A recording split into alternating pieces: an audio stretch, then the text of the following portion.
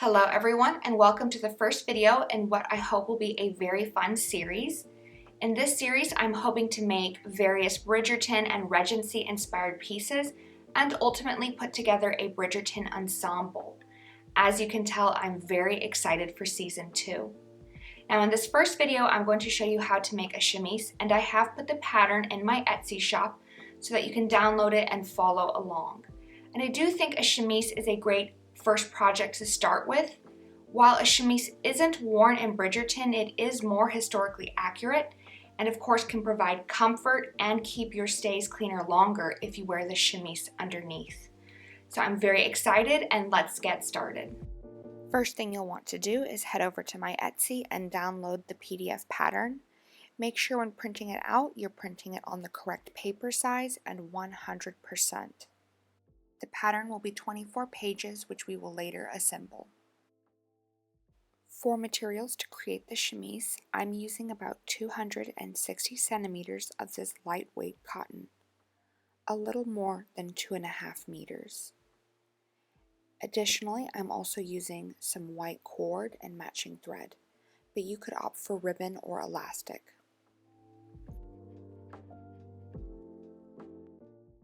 You can now assemble the pattern, trim the margins, and tape the pages together as needed. You will ultimately be creating a grid of 24 pages. And after assembling your pattern, you can cut it to size. I will be cutting my pattern to size medium.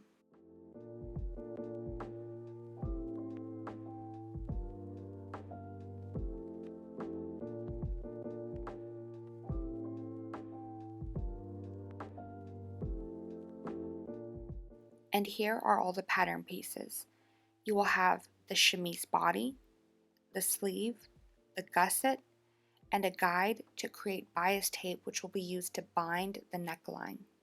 Next, I lay my pattern pieces on my fabric and cut everything out, taking care to place the body of the chemise on the fold of my fabric. You can also see how I've placed the bias tape pattern on my fabric. I'm using the guide printed on it to lay the pattern piece along the true bias of my fabric. So on the pattern piece is a cross-shaped guide in black, and I've used this to match the cross shape to the lengthwise and cross grain of my fabric. So now the gray line running through the cross is also the true bias of my fabric, and hopefully this will make it easier for both you and me to make bias cut strips.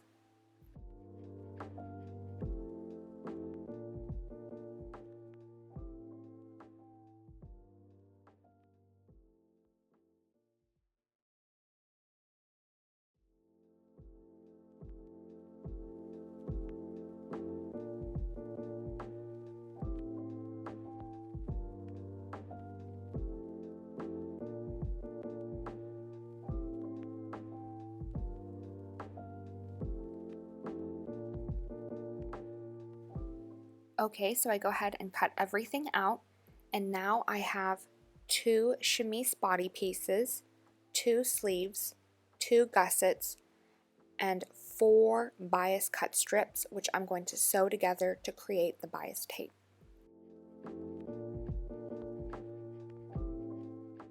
And because my fabric was a little bit wrinkly, I just give it a quick press to smooth everything out. Now I quickly want to show you how to flat fell a seam, since this is the seam type I prefer to use when sewing a chemise. You could of course opt for a different seam type like a French seam, or to simply zigzag finish your raw edges.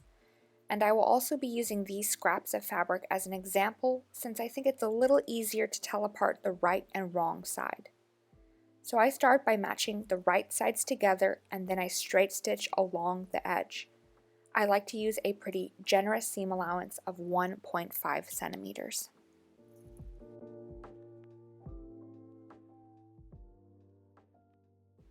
After stitching my 2 pieces of fabric together, I am now going to trim down one side of the seam allowance. I'm going to trim the side that I want the seam allowance folded towards. After trimming only one side of my seam allowance, I am now going to take the longer side of the seam allowance and fold it one time to cover its raw edge, and then I'm going to fold it towards the shorter seam allowance, laying it flat over top the shorter seam allowance and completely covering it.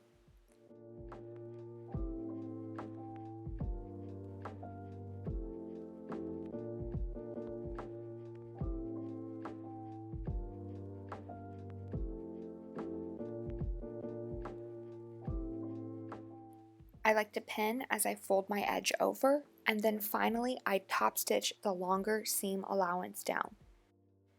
And here you can see how the seam looks from the outside and the inside, and you can see that the seam allowance is completely flat.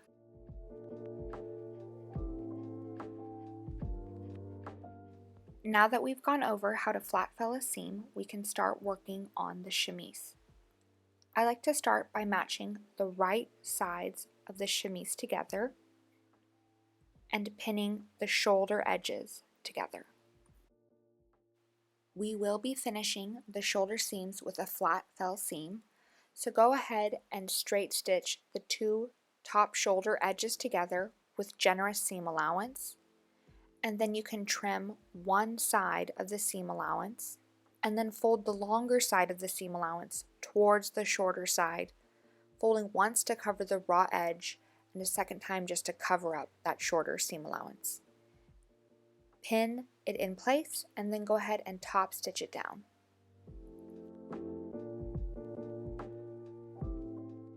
After joining the two body pieces of your chemise at the shoulders with a flat fell seam, we are going to put a pause on flat felling and only straight stitch for a little bit. Now take your sleeve piece and match the center of one of the long edges with the shoulder seam on your chemise. I fold my sleeve in half and mark the center with chalk. Match the center of your sleeve to the shoulder seam, right sides together, pin, and then straight stitch. Repeat for the other sleeve.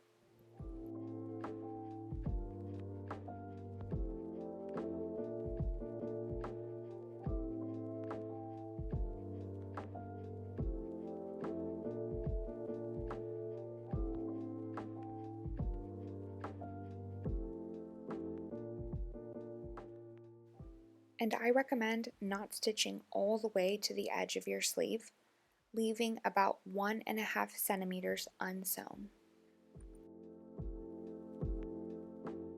Next, we will add the gusset to the sleeve.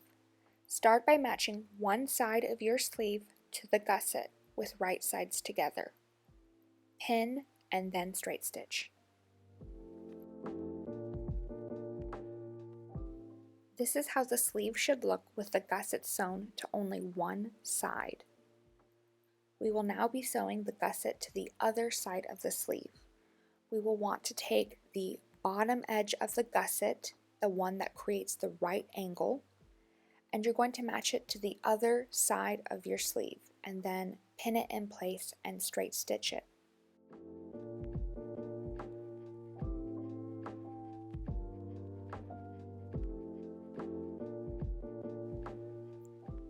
It may help to imagine the gusset as a diamond, and the sleeve sides must be sewn to the two bottom edges of the diamond.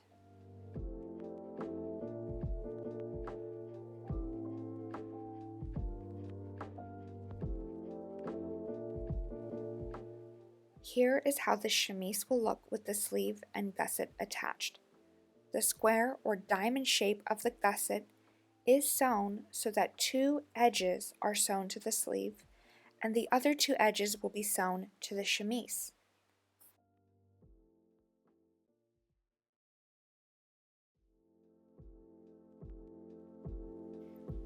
With two sides of the gusset sewn to the sleeve, we can now sew the other two sides of the gusset to the body of the chemise. The seam where you straight stitched the gusset to the chemise should be a continuation of the seam where the sleeve connects to the chemise. And after sewing the gusset in, match the side edges of the chemise together, pin, and straight stitch. You can now repeat all of these steps for the other side of the chemise. where you will be matching the sides of the gusset to the sides of the sleeve, the other two sides of the gusset to the side of the chemise, and then matching the two sides of the chemise together. And all of these seams will be straight stitched.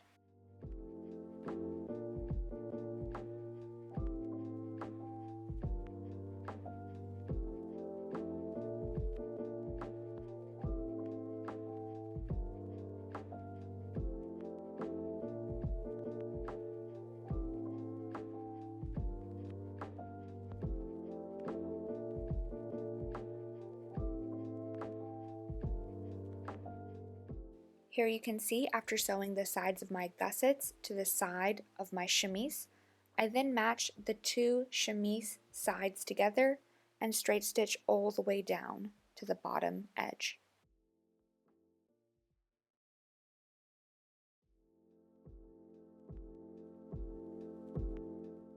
Okay, so now all of your side seams have been sewn and your sleeves and gussets are attached to the chemise.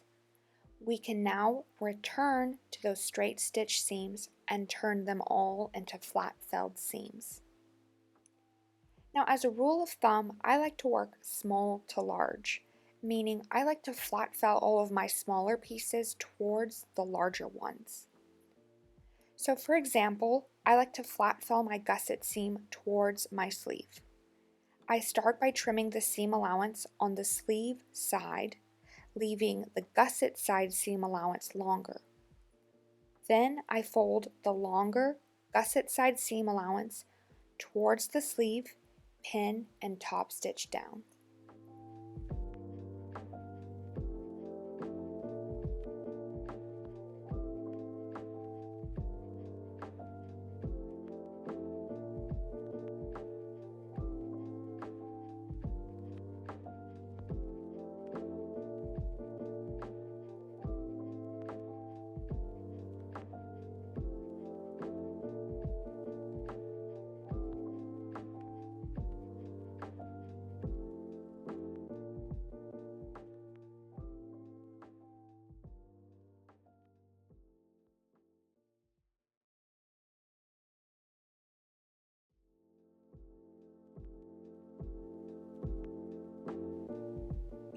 After flat felling my gusset to my sleeve, I then flat fell my sleeve to the chemise. And finally, I flat fell that side seam of my chemise in one direction towards the back. And this is pretty much how we're going to finish up and tidy up all of those raw edges, is just by flat felling them. And again, I like to work smallest to largest, flat felling the smaller pieces towards the larger pieces.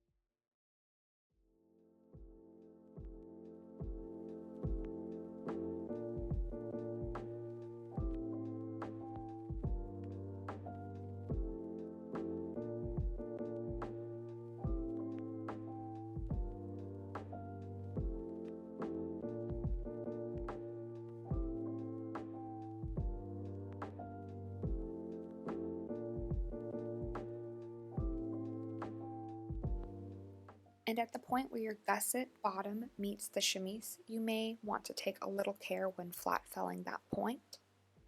And here you can see what the seam looks like from the outside and the inside. And at this point, I just went ahead and gave the bottom of my chemise a very simple rolled hem. I just folded the bottom edge over 2 times and then top stitched it down very carefully.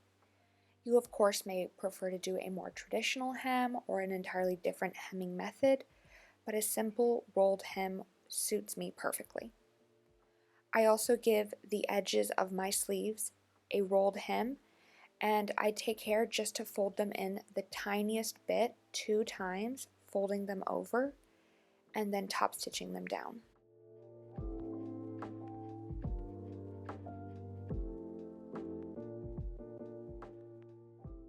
And here is what those edges look like. Then I just take a moment and trim up any loose threads.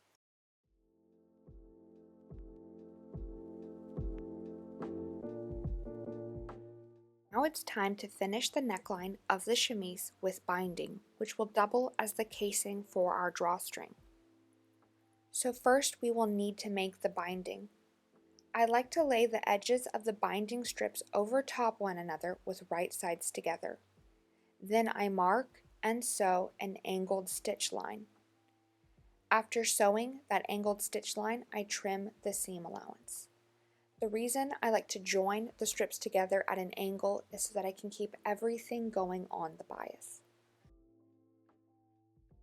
With all of your pieces together, you should have a nice long strip of binding, hopefully over 180 centimeters long, and we will be using this as the binding for our neckline.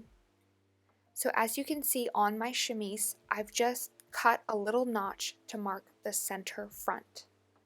And that's where I'm going to start adding my binding, since I want the drawstring to enter and exit at the center front. I start with my chemise inside out, the wrong side showing, and then I pin the binding all around the neckline of my chemise. The right side of my binding should be facing the wrong side of my chemise. And I start at the center front of the chemise, folding back the raw edge of the binding so that it's hidden within the casing. And then I pin, working slowly all around the neckline until I return back to the center front of my neckline. And then I trim any excess binding and fold that raw edge back so that it begins and ends at the center front.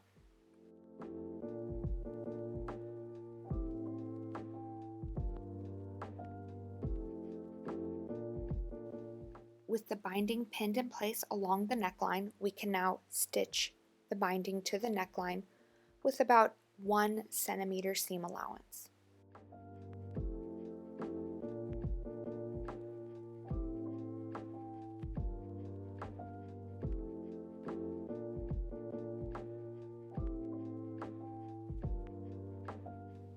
Next, press the seam allowance up towards the binding and then fold the raw edge of the binding over. Fold one more time, laying the folded edge of the binding over the top of the seam, covering it. You can now pin in place and top stitch down. This will be creating the casing for the drawstring.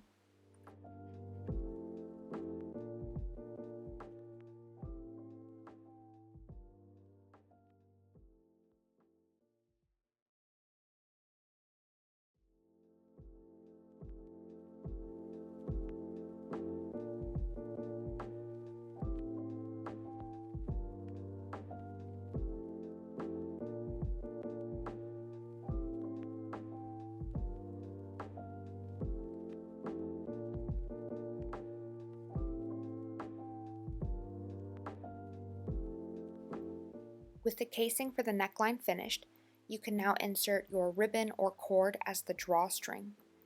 I just put my cord on a safety pin and fed it through the casing, but you could opt to feed it through on a bobby pin or something else. And what you use as the drawstring is very flexible. I initially started by using this white piece of cord, but later changed it to a piece of ribbon and then added elastic. The elastic was just for ease of use, but what you use is totally up to you.